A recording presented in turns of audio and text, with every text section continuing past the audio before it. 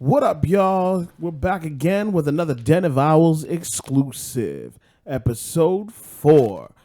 I'm one of your hosts, Iron Letter, and as always, I'm joined by the man, the myth, and the legend, TJ. What's up, guys? How's it going? So like I said before, we're on to episode 4. So, should we go through the rundown of what we're going to be talking about today? Yes. Supporting black-owned businesses. I think we should start doing that because there's a lot of black people doing great things in our community, but we're getting overshadowed by the big corporations. Okay. Next, why is it always the man's fault for a failing relationship? I never hear it's the girl, you know what I'm saying? I always hear it's the guy's fault. Or when a guy breaks up with a girl, he's an asshole. He's this, he's that. But when a girl does it, it's a come up for her. I don't like that double standard. So let's try to see what's going on from there. Okay. Third one, supporting your local community to make a positive change. I think that is key to your neighborhood to get a better look on what's going on with your community. Where's the money going to fund your roads and little festivals here and there. And lately I've been getting attacked on my IG account Okay. saying that I don't like females, especially black women, because of my content or what I say on certain topics. And it's not only from it's not only from girls that are attacking me. It's these shea butter guys attacking me as well. AKA the ones that want to be, I don't want to use the word, but I have to use the word, want to be simps for these chicks attacking me. That'll be my rant of this episode. Okay.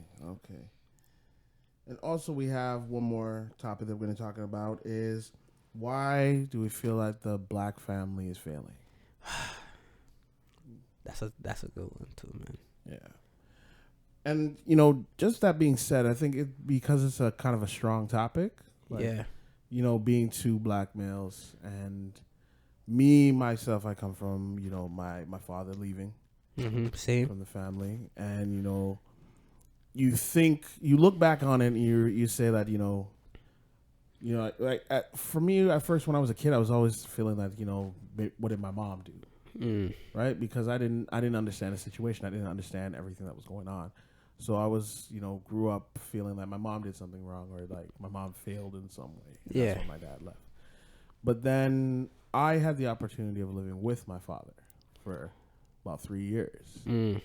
And I realized I never really had a father in my life in the beginning, in the first place. Because when I lived with him, my grandmother raised me. It's always the grandmas. Grandma held me down, and God rest her soul, she passed away. R.I.P. But she basically took care of me. She was the one that was there for me, and Dad was only around when things went wrong.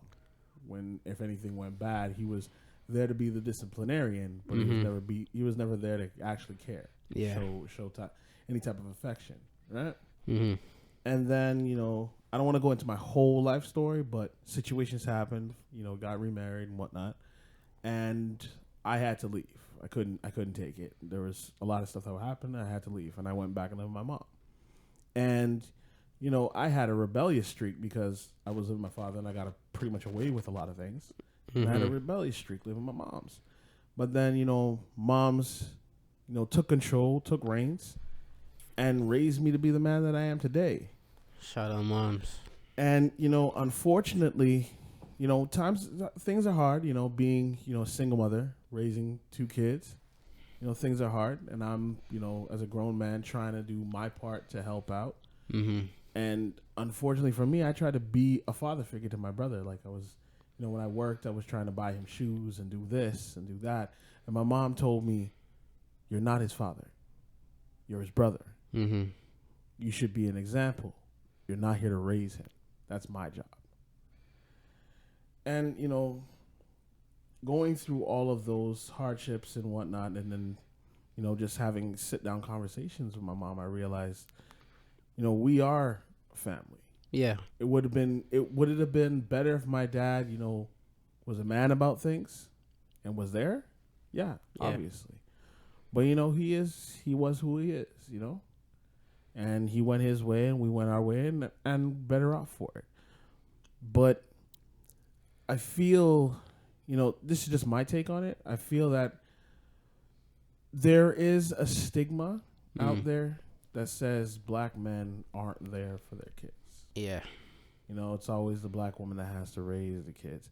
And unfortunately, because there are a lot of instances of that where the woman's left to raise the kids on her own, and the man leaves out. Right? But the thing is, we, like I said about like focusing on our positives, there are a lot of strong black families. There are a lot of fathers who are there for their kids. They might not be with a woman, but that doesn't mean you can't be there for your child. Unfortunately, the family dynamic has kind of gone sideways, and it's been going sideways for a good while. And we hope, and I would hope that the younger generation, the new generation of black men that are coming up and deciding to have families, do a better example than what their fathers did in the past. Try to be there for their kids, and try to work it out with the woman, the mother of their child, and even if it doesn't work out with her, still being there for your child.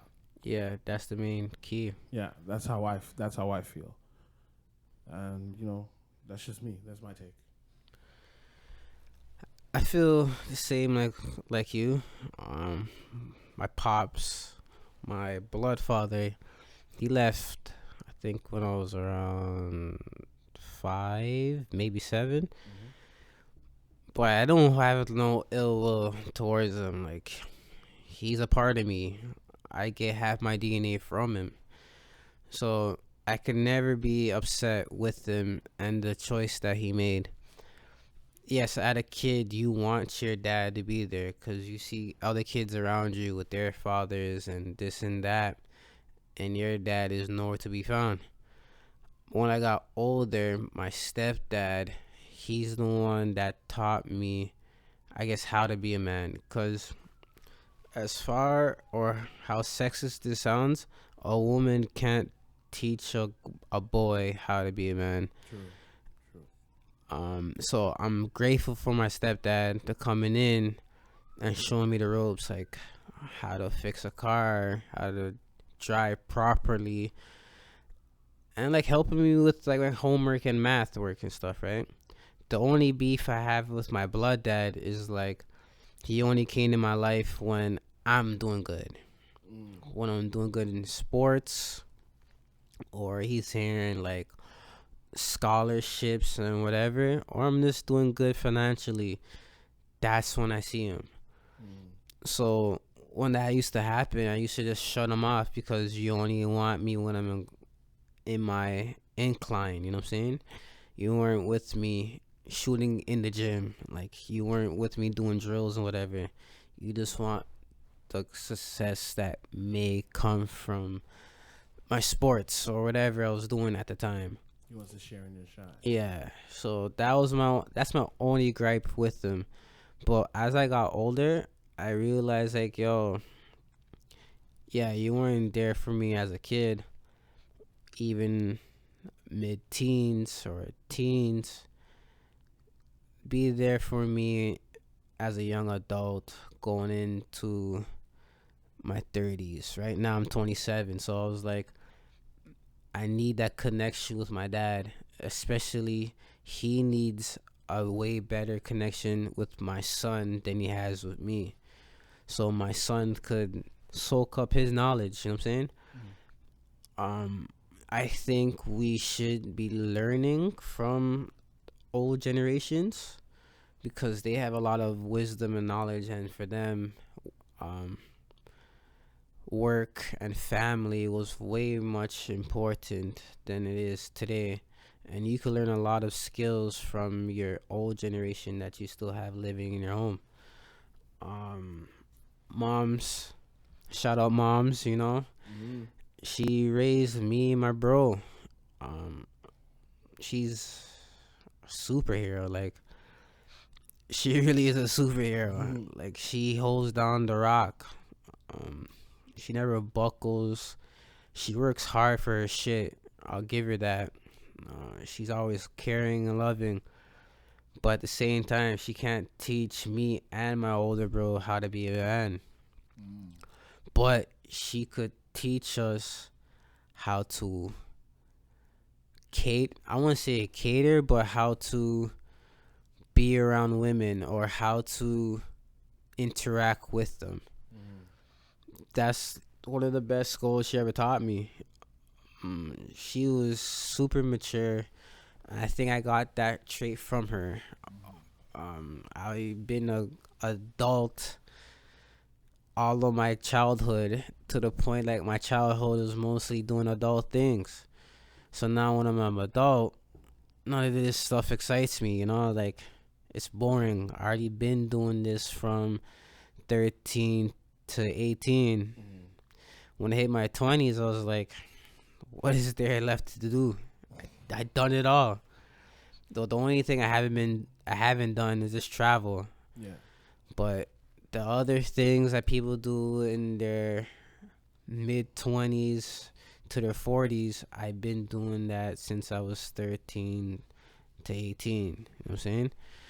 So, that being said, that's why all this, back to it again, hooking up or whatever, it doesn't excite me. Sex does not excite me. Like, it's a joke. Like, it really is a joke. Hooking up is the joke. Like, I want connections. I want bonds. You know what I'm saying? I want to build a family that my mom and dad couldn't do. I tried to do that with my baby moms, but it didn't work out. There's no hard feelings. She's still in my life. Like, she's not my best friend or a friend. Like, she's on a higher level than a friendship in my eyes. She's the mother of my child. She's doing a good job. Like, yeah, she has my respect.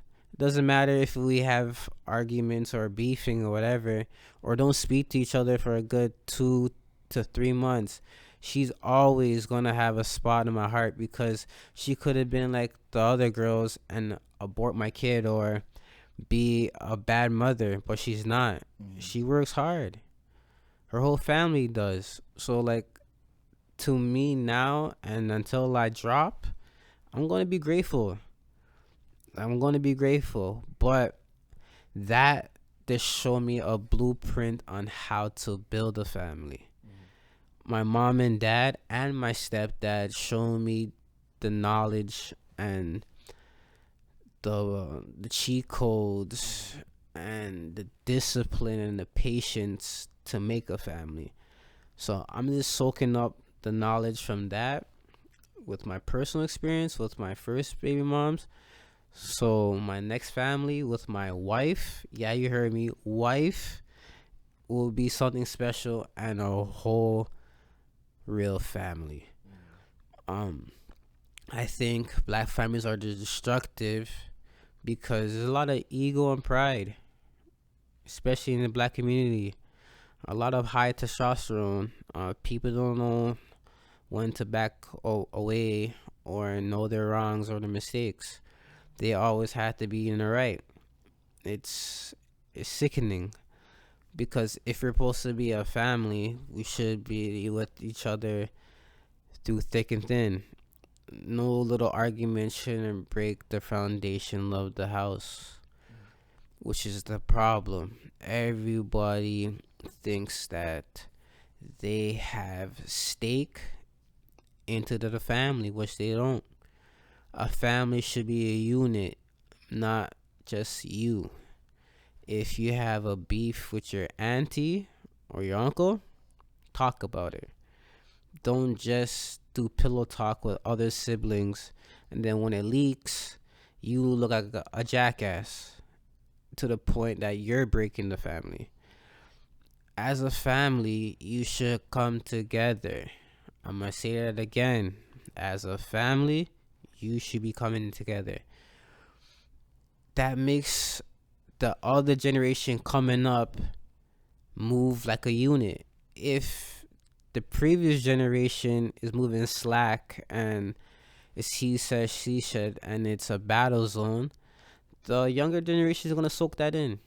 So when they become our age, they're going to do the same thing. It's a cycle that's not, it's always going to repeat itself.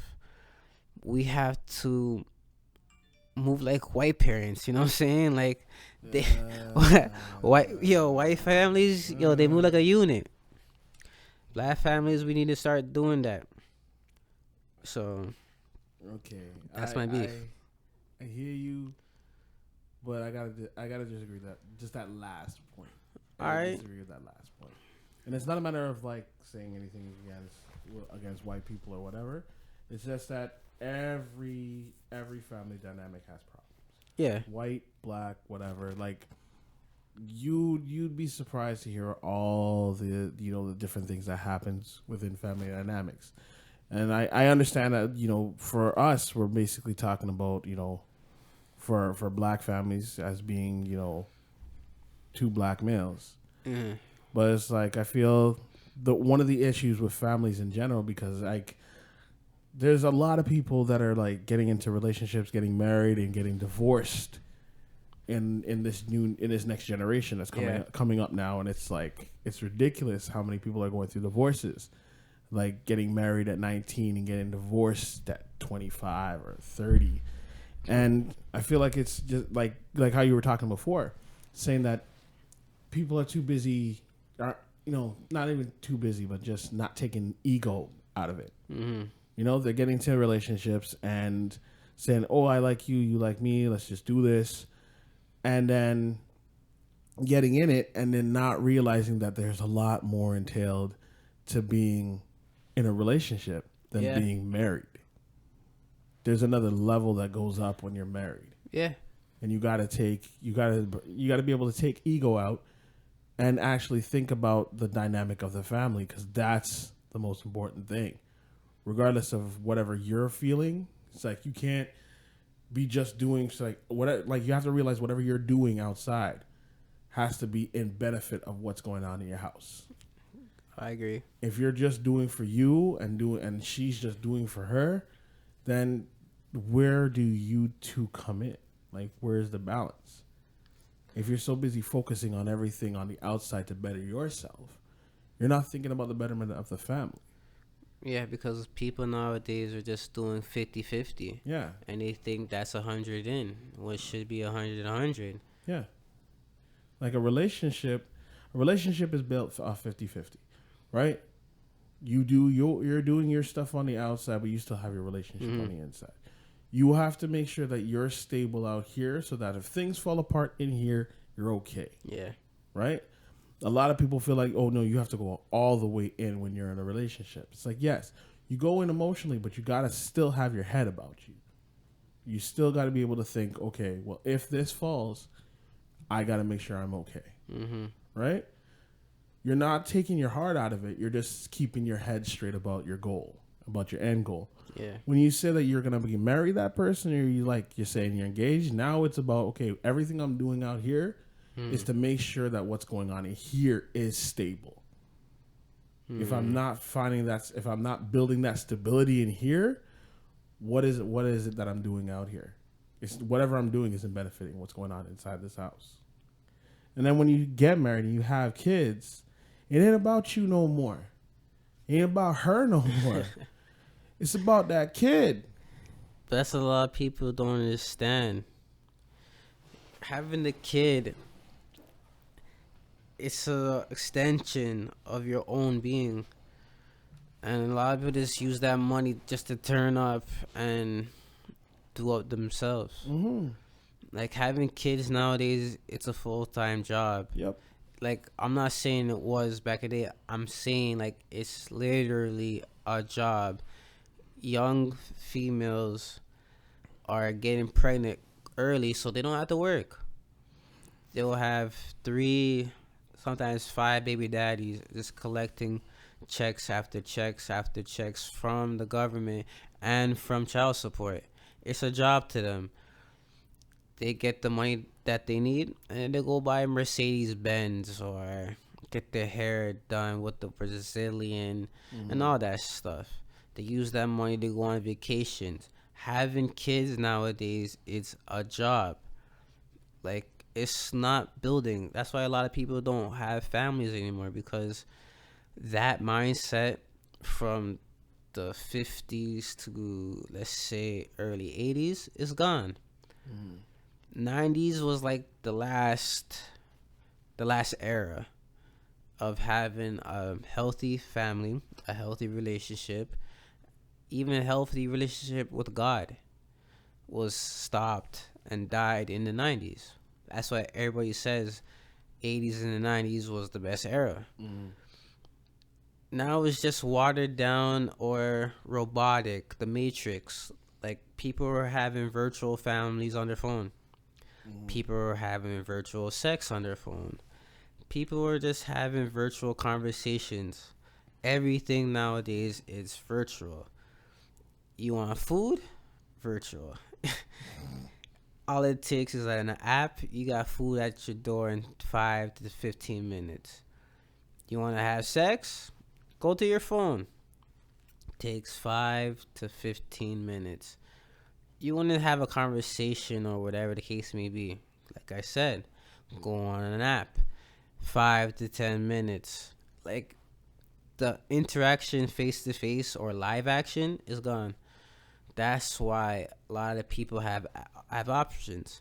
They could be in a long-term relationship for 15 years, and some guy named, let's say, Juan from Puerto Rico slides in the DMs either in Facebook or let's say Match or Tinder or even Indeed. Says, sweets nothings to her. She gonna go talk, see how it is live, and go from there.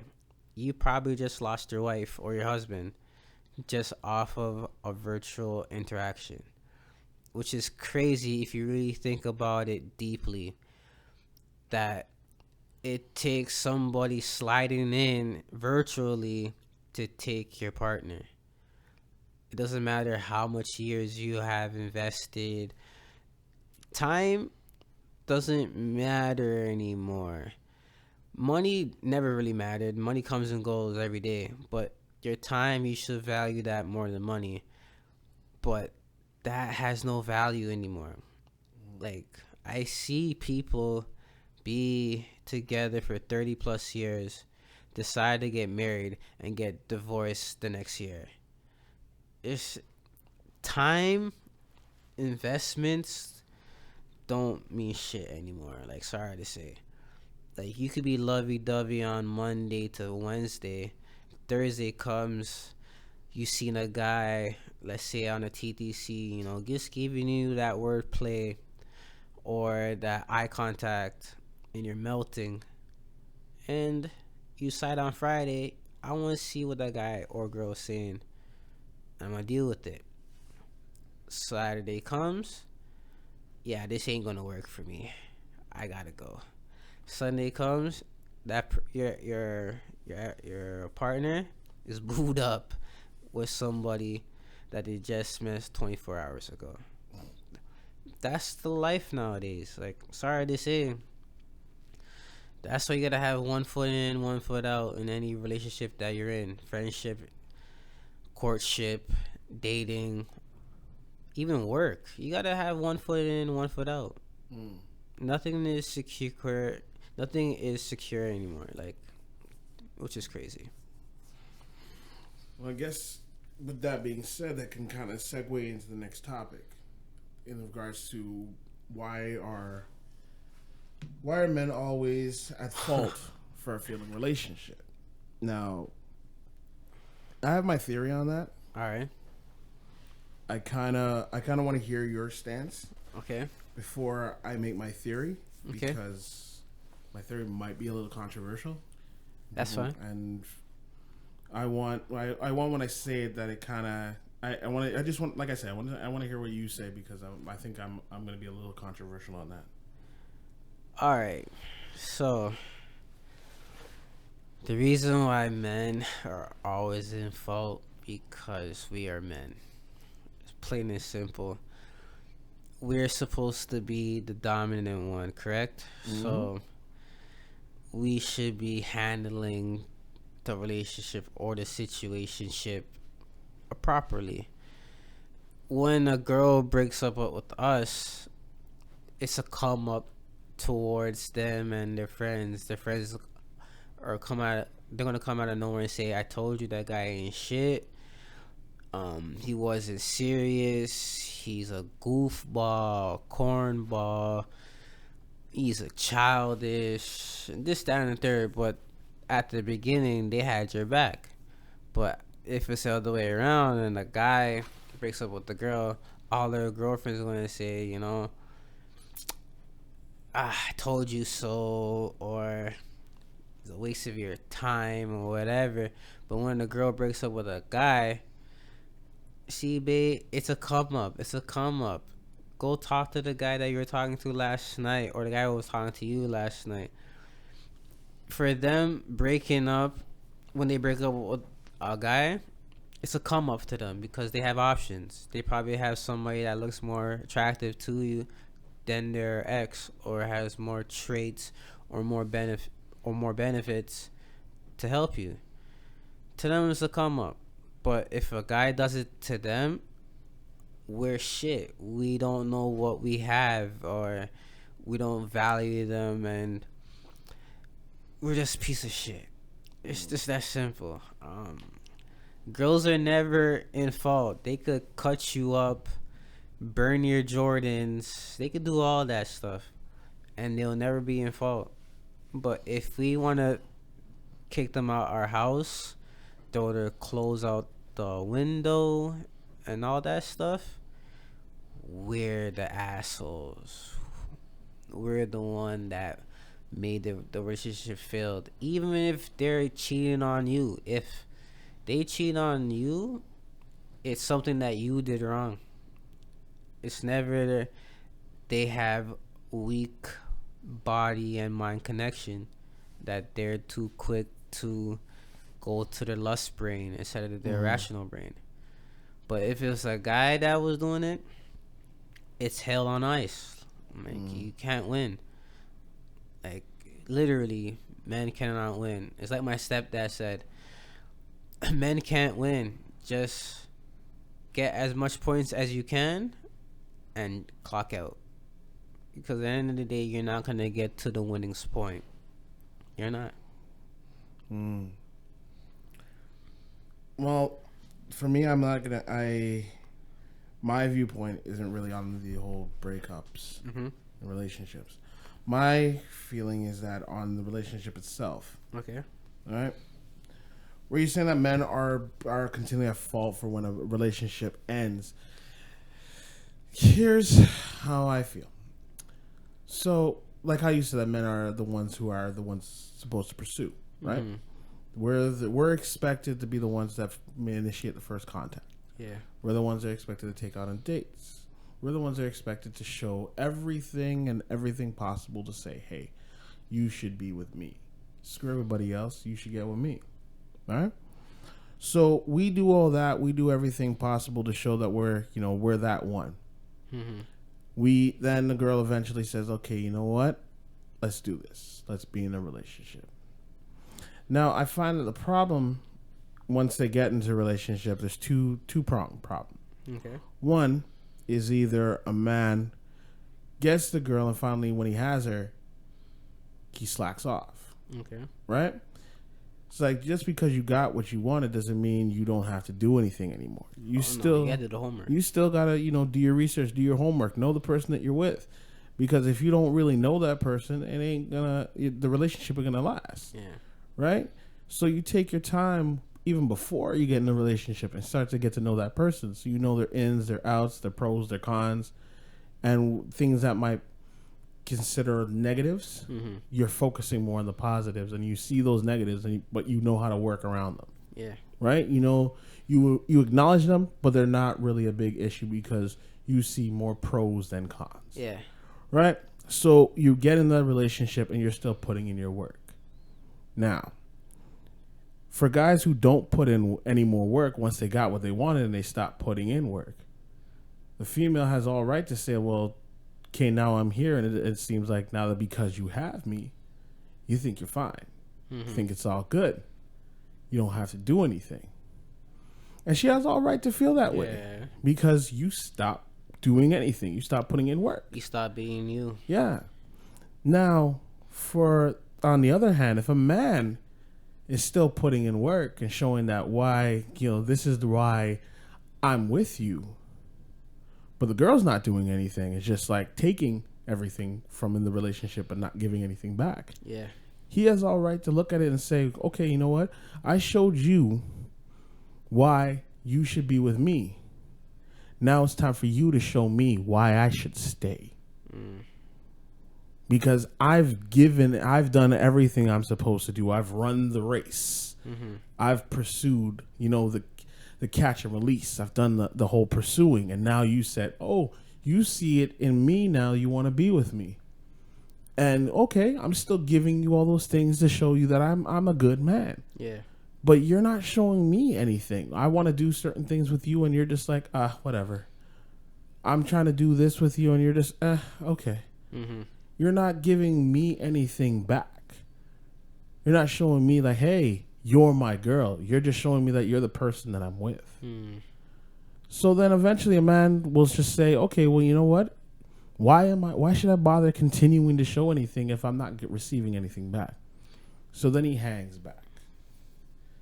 And then what happens? Because she's not getting that attention anymore. She gets salty. She gets bitter.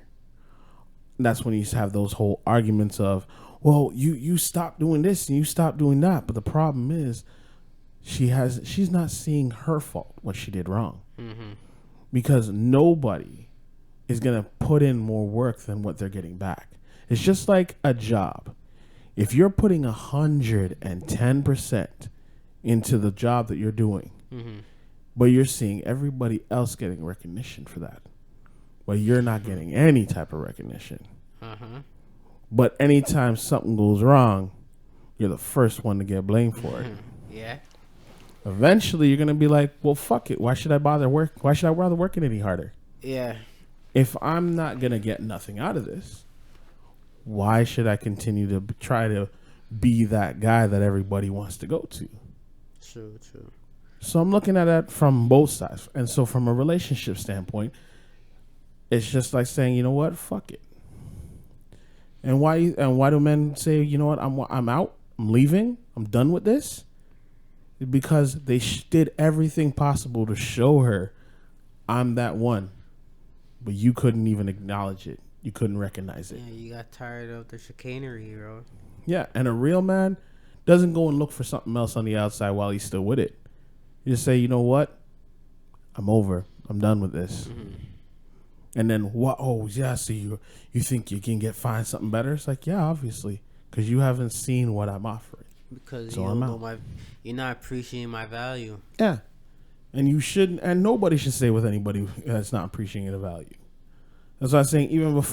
That's what I'm saying. Even in this whole thing of relationships, a lot of people don't realize that they're not appreciated as much as they think they are. And then they get married, and now you're stuck with that person. And then you see how much you're not appreciated. Facts.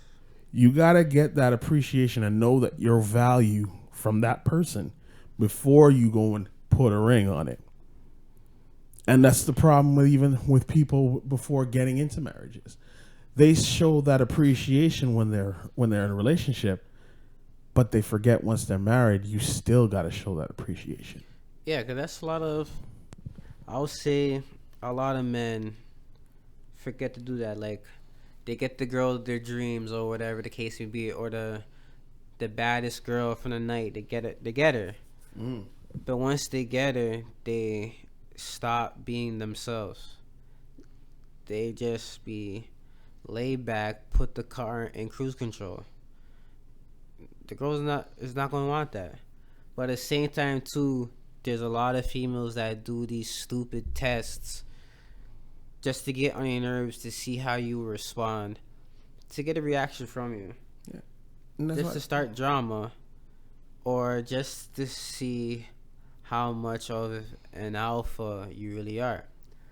Which is stupid because there's some guys that, I'm not saying myself, but I'm just saying there's some guys will fail that test on purpose just to make you look stupid. And there's some other guys will take that test to the heart, to the point that they are turned off from women. And there's some guys that are in the middle, and they'll know that you're testing them, and they'll go along with the game. I'm not with the games. I'm just assertive and straight to the point. But if I see you keep on playing games, I'm gonna give you what you want. I'm gonna act dumb, like dumb, to the point you'll see it and be like, oh man, like he's seeing through my act. Yes, because we're adults here, man. Like this game stuff, like I said, 13 to 18. That game stuff should have been long gone when you touched 20. If you're going into mid-20s with the same game mentality, you're going to end up with bums. Yeah. I'm sorry. You're either going to get breeded by a bum, get booed up by a bum, get married by a bum, or get these trap babies from bums. To the point you're gonna sit back and relax, like, yo, damn, I had it good with TJ, and I messed it up because of my pride, my stupid games, and me trying to make him feel feminine all the goddamn time. Like, it's a backfire. If you're going to be alpha, be an alpha female with your alpha male. It's just that simple. Don't try to make him into a beta male while you just keep on being an alpha female. Both alphas have to be alphas. You're alpha in your femininity, he's alpha in his masculinity. If you're going to try to belittle him or vice versa, it's going to be a train wreck. No guy can show or tell a girl how to be a woman. Same thing for a female. A female can't tell a man how to be a man. Doesn't make sense. Yes, you could train your female to be submissive, 100%. Can girls do that too with their man? 100%. But you don't need to be submissive in the bedroom, but not in real life. It could go both ways. He could be masculine on his macho man every day, but when he comes to the bedroom, he's submissive towards you. That's fine. It could be the other way around too. It's fine.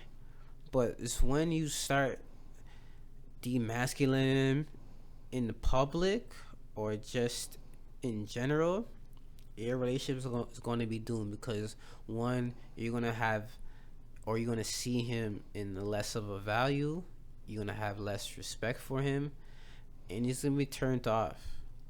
So please, if you value the person that you're with and you value that person's time, don't do that stuff. Knock it off. I'm going to say one thing. I'm going to give a cheat code out, right? You like giving cheat codes, so I'm going to give a cheat code. All right?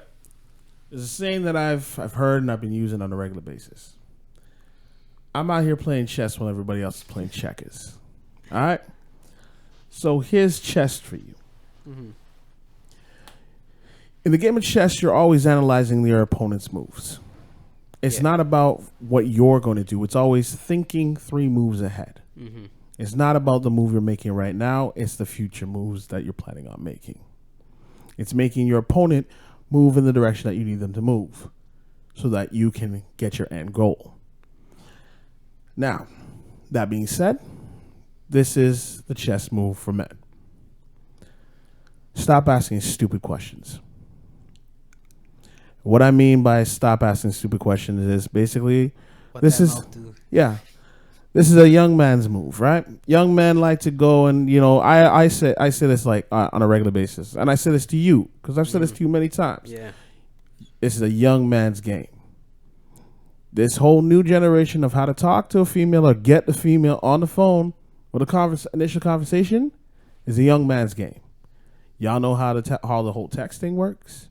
Y'all know how the whole Instagram and whatever, sliding into DMs, whatever, how all that game works, because you got to come with a game now to get in. I come from the generation of hi. How you doing? How's your night going? That's where the generation I came from, right? So I'm going to give a cheat code to young men. When I say stop asking the dumb questions, I mean every question that you ask, there are 2 moves ahead. You are always thinking 2 steps ahead. Your questions that you ask a female that you are trying to talk to or trying to get to know should be actually trying to get to know her. Mm-hmm. Every question should have an ulterior motive in regards of knowing who she is. Because where the whole problems lie of getting in relationships and not realizing who she is when crazy shit starts to happen, when she starts to play games or starts to do this or starts to do that, where you're going like, oh my God, what the hell? I didn't know this was happening. I didn't know she was this type of person. Why? Because you didn't ask the poignant questions to know who she really is. Poignant questions.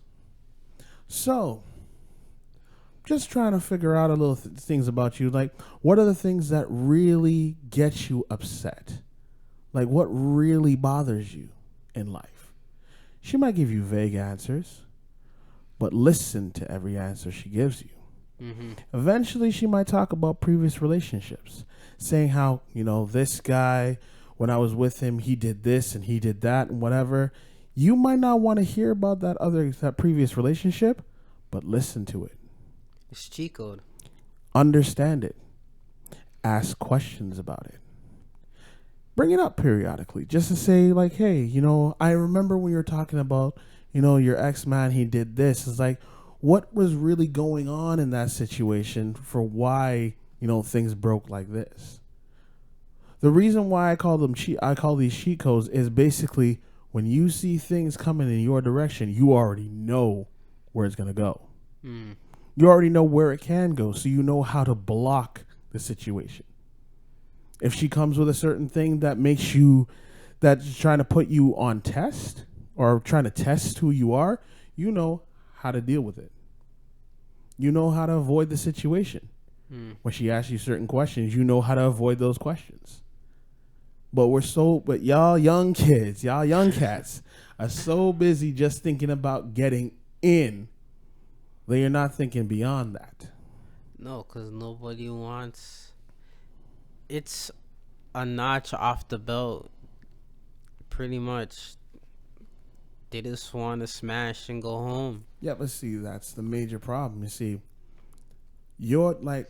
This is Cody said, get the wazzles and cut. But this is the main thing I say for this. Y'all generation is the one that knows how to get the conversation going, right? How to get into the relationship. My generation is the one that knows how to maintain it. That's bars. The reason why you see a lot of guys my age when they get into relationships and it's lasting for months, years, and whatnot, is because we try to make sure that we maintain the relationship with our female. It's not about getting in. Yeah. It's about staying in. It's about letting her know that no matter what happens, we're going to be there. When she starts acting up, we know how to deal with it. Not deal with her. Deal with it. Because sometimes someone's emotions comes out in a way that's like, you know what? I understand. Yeah. I know you need a break. You're not mad at me. You're mad at something that's going on. I'm going to give you that space to figure things out. I ain't going to just cut on you. I'm going to give you your space right now. When you're ready to talk, come and talk to me. Till then, do you. I ain't gonna harass you right now. Because see, the problem with a lot of the guys, a lot of beta males, are so busy saying, "What's wrong? What I do?" Because they're alpha to get in, but they're not alpha to stay in. Yeah. They turn beta in certain situations. Not saying everybody does, but they turn beta in certain situations because they don't know. They never experienced. Yeah, they never worked through it and got all the knowledge. I look at one thing. Every relationship that you have and that ends is a learning experience. Oh yeah, guaranteed. It's never a failure. It's a learning experience. Or regretment. No. Yeah, it's not a regret. You wanted to be with that person. It didn't work. But hey, you know what? You learned something from it. Especially for men. When you approach and start to talk and you go in and you say, "Hey, you know what? Yo, I love you." And she's like, "Hey, what the hell?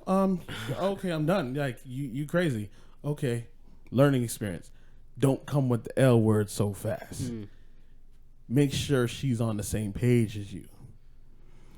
Ask questions. Do things. See how she feels about you. See how she feels about it. Right? That's what my generation does. And I'm not saying that. I'm not knocking the younger generation at all. I'm just saying that if you want to have a relationship and actually maintain a relationship, because like I said, for your generation, it's easy to get in. But if you really want to maintain it and make it work, and this goes for every race, not just our black men, goes for everybody. Talk, learn, and the most important, listen. Listen to what she says. Listen to what she's saying to you. And even when she's not saying anything, listen to what she's saying to you. Silence is golden. Yeah. When a woman says nothing, she's speaking volumes. She says more when she's silent than when she says anything at all. So pay attention. And for females, like I said before, listen to your man as well. He'll let you know what he likes, what he dislikes, and he'll let you know how he feels about you. If you don't pay attention, then that's why your relationships fail. Because he's telling you all the things that he doesn't like. And if you're doing all those things he doesn't like, you're going to lose him. Downhill. But see, that's what you're saying is 100% like real facts. It's just that with my generation, majority of us never grew up with older people, so they don't know how to interact with females. Like all my life, I've been around people 9 to 30 years older than me, so I know what the game. I hate calling it a game, but I know the knowledge that you're speaking. But not a lot of females understand it though. That is the other disconnect in this topic. You could be on point knowledge and this and that third. You know what to say, you know what to do when she's in her mood. Yeah. But if she hasn't been a guy around your caliber, she's just gonna be like a deer in the headlights. Like, I never experienced this before. This is weird. This is awkward. I'm off it. Yeah. Or get in a hissy fit and try to level up her aggression to cope with the deep knowledge that you're putting. So it's hard. Like, it really is hard. Like, you could be on point with the knowledge, but your partner isn't. And you could know how to maneuver in the situation and still be at fault or still losing the battle. And that, you know, and that is a cost of a relationship. That is the cost of putting yourself out there. But here's the benefit, right? like I said before, don't look at the negatives. Look at the positives. Yeah. By you using the knowledge that you've gained, right? By you being honest, by you being upfront, by you asking the questions that you need to know, you realize and start to analyze the person that you're with, right? So now you know their likes, their dislikes, their real intentions in life. So when you start to see things that aren't going right, and you know how to maneuver through, and you know how to deal with, and whatever, and you start to talk to that person to being a good man. Yeah. Being a good friend and a good man.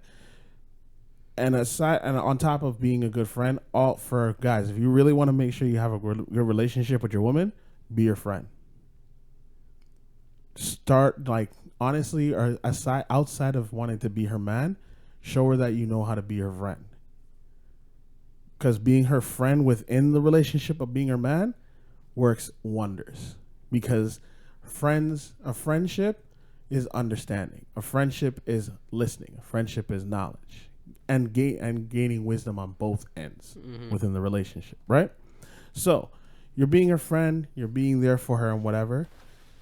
And if you see as the relationship's going on and as she's doing, she's doing certain things, or even for females, if you reverse it, if he's doing certain things and you're trying to work through it and that person's not giving you anything, well, you already know, hey, you know what? Regardless of what I'm doing, regardless of what I'm trying to do, I'm not trying to change you. I'm trying to uplift you. And it doesn't seem you want to uplift yourself. There's only so much I can do. So if you're going to continue in this transgression, and you want to continue in this form of your life, you're not going to drag me back.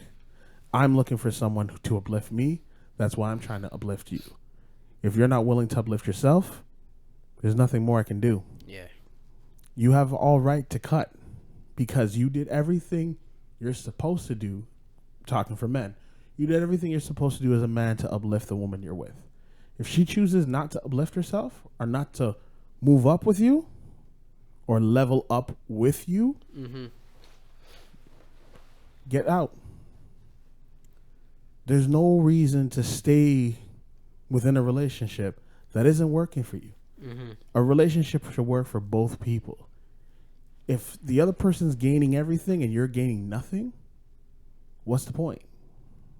So I hear what you're saying about women not, you're being that guy. When we're talking for men, you're being that guy. Yeah. Taking the knowledge that I'm giving. You're being that guy. You're doing everything possible to show her, look, I'm trying to level you up.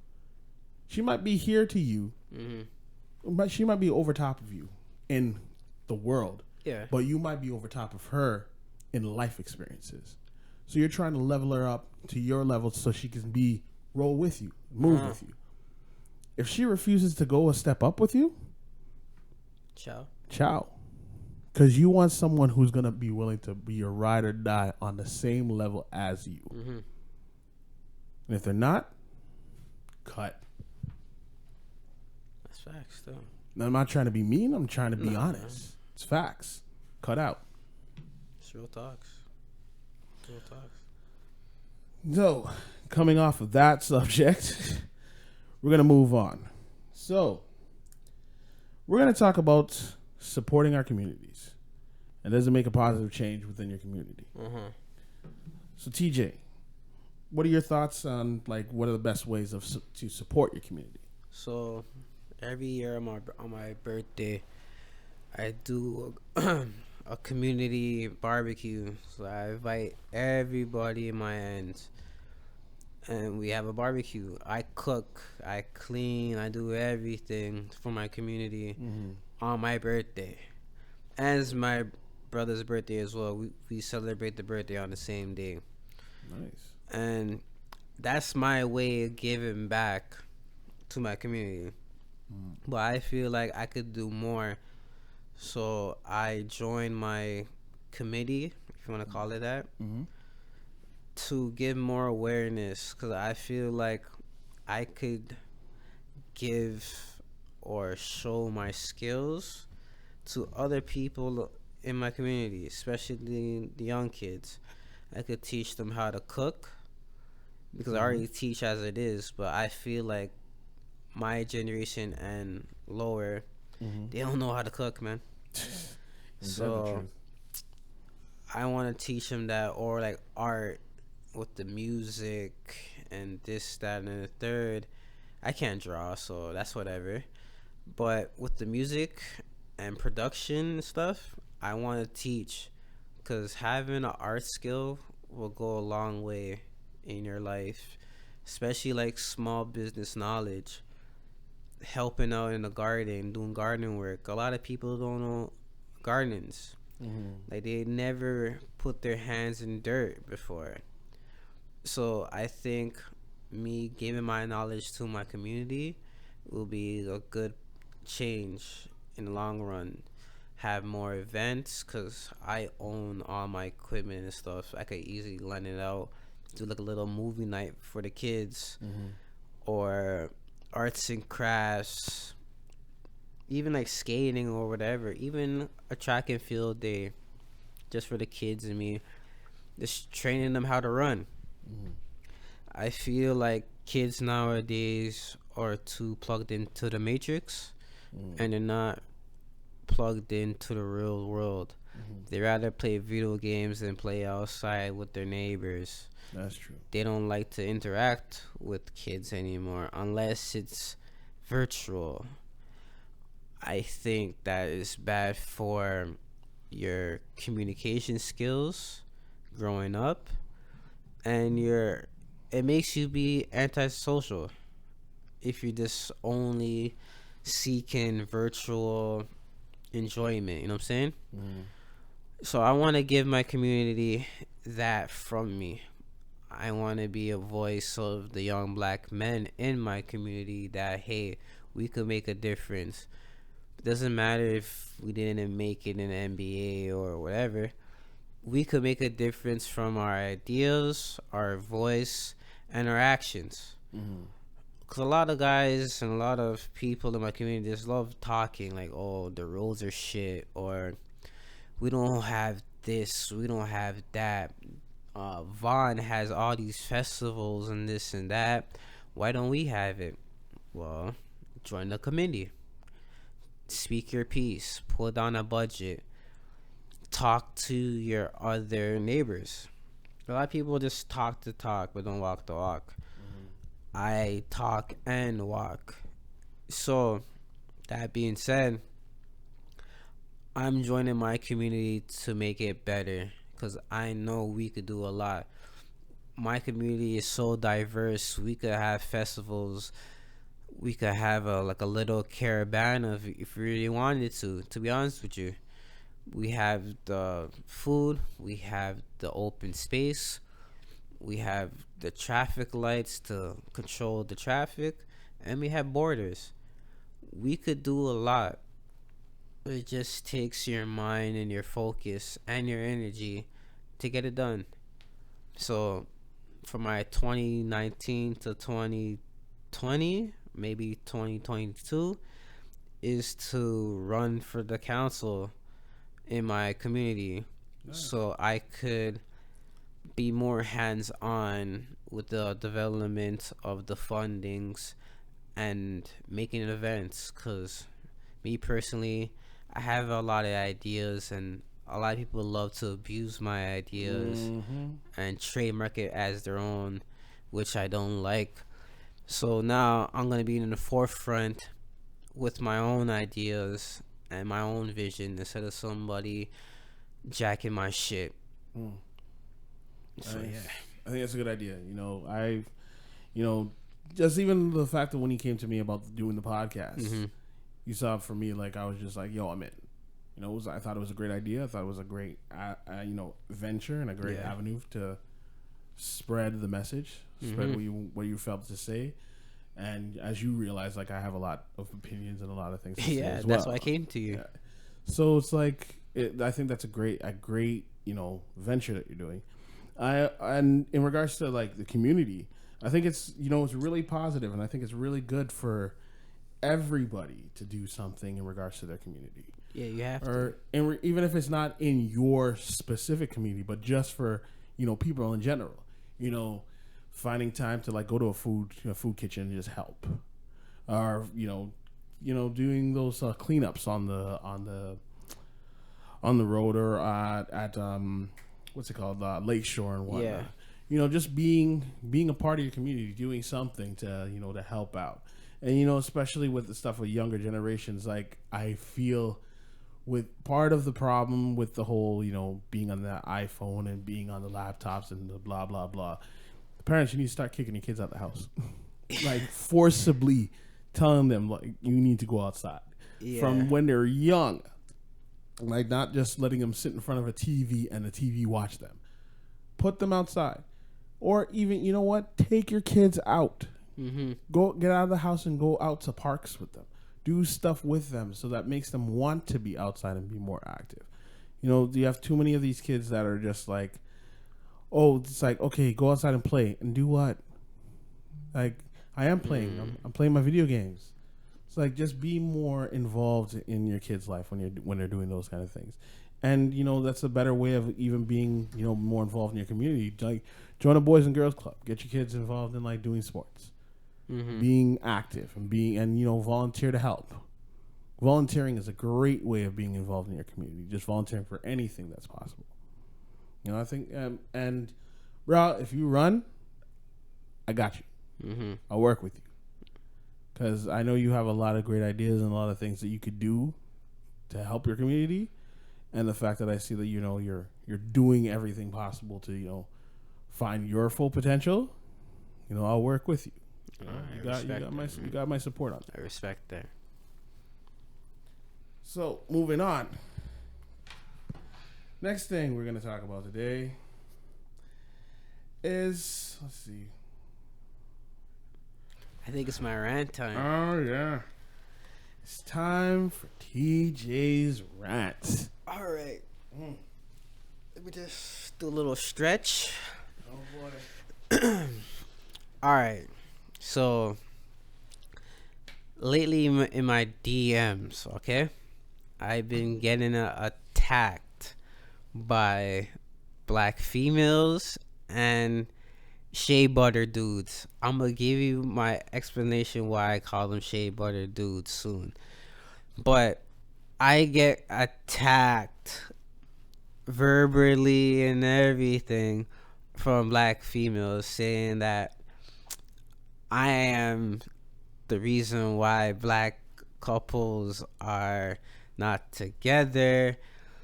I'm the reason why black girls go to other races who hurt me, and I don't know how to maintain love, etc., etc., etc. Then the shea butter dudes, aka the righteous guys, saying that maybe I don't know or I don't have a good connection with God to maintain a relationship, or I don't bend backwards and cater to my previous exes. That's why I failed. I wasn't deeply bonded with them on a spiritual level. That's why my stuff failed, and I shouldn't be in a relationship until I learn so I've learned to have a better relationship with God, or be a Jeffrey with my exes. But on the good side, I had black women applaud me, saying that if I was born in the 70s and 80s, I would be a king. Like, I know what I'm talking about. You have a lot of knowledge in your young age. Yeah, I'm 27, and don't change. I also have other guys come to me as well and saying like, yo, you're speaking knowledge. A lot of these guys are still plugged into the matrix and they don't know how to process your information correctly. To them, it's just error. What with the real men and women, it's a lot of zeros and ones, ones, and ones. So that being said, get off my nuts, because if I'm speaking in the knowledge and you're getting butthurt, That's something in your life that you need to switch up or fix. Don't get mad at the messenger. You know what I'm saying? If my words and how I communicate or my vocabulary offends you when I talk about relationships and females, you need to fix up. It's not me, it's you. Thank you. Next. For the men that have an issue with me going my own way and not seeking validation from females, you could sit on my nuts, because you are the main issue with relationships. You're the one that girls look like you're not a challenge. This is too easy. You're not making this fun, or you're not making me feel a certain type of way. You're just a yes man. You're a Jeffrey. To the point they get turned off when they're around real men, aka myself. To the point they don't know how to react and respond being with somebody that's mature like I am, because of you guys. So take that side of the fence and kiss my ass. If you want to still slide in my DMs, I am ready. I am built for this. I love this. The hate fills me. I don't want to say it, but I get aroused from the hatred. So bring it. I love it. Thank you. Next. Wow. That was friggin' powerful. So I got a little thing I want to say. Because I feel like what you said really makes, is really poignant. Yeah. Your man makes a lot of sense. You know what? I want to address these shea butter dudes too. Yeah. All right, look here. Get off your SJW tip, man. Mm-hmm. Get off of it. If you want to be on an SJW tip to empower somebody, fine. Empower them on your own time. Stop trying to come after people to try and bring them down, to bring yourself up. Stop trying to be self-righteous. You shea butters have an issue with men who have something to really say. As soon as we speak up our voice and we say, what we have to say because we actually feel it, we're not jumping on a bandwagon. We're not jumping on somebody else's, as you would say, nuts. Mm-hmm. We're speaking our own truth. We're speaking our own things. You might not agree with it. That's perfectly fine. But don't try to tear people down because you don't agree with what they have to say. 100%. It is perfectly fine and it's perfectly, manly to have an argument, to have a discussion, to have a disagreement. But you're a bitch when you just jump onto something because you have nothing productive to say. The nerves. The audacity, the nerve, the pure, as you would say, old school, tomfoolery that you think you have any right to say anything to either myself or TJ or anybody else who's speaking their truth to bring them down. Go suck salt. Burn in the fires of Babylon. Because, you ain't worth it. And now for my females. I know you're upset. I know some of the things that we might say may upset you. But realize this. Though it upsets you, sit back and think. Sit back and analyze what we're saying. We're not trying to demean you. We're not trying to destroy you. We're not trying to break you down. We're trying to give you some sense from our perspective. Now, I know there are some females out there that feel that, it's just two guys ranting and blasting us for our relationships. You need to have a female voice. You need to have a female's perspective. And yeah, eventually we will have another female's perspective on here. We're supposed to, but she wanted to move like a brat. But hey, that's neither here nor there. We will eventually have another female's perspective on here, and I would expect that when we do, she'll have her points, she'll have her opinions, And as men, we will respect her. We might not agree. She might not agree with us. But we will have an honest discussion. Guaranteed. And we'd appreciate and expect that when you hear our points of view at this present time, you might not agree, and that's perfectly fine. But she'll show us the respect that we're due. We're grown men. We're thinking, we're talking, we're speaking freely.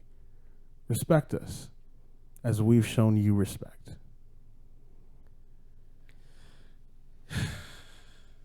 And now, thank you for being with us on this episode 4. Episode 4.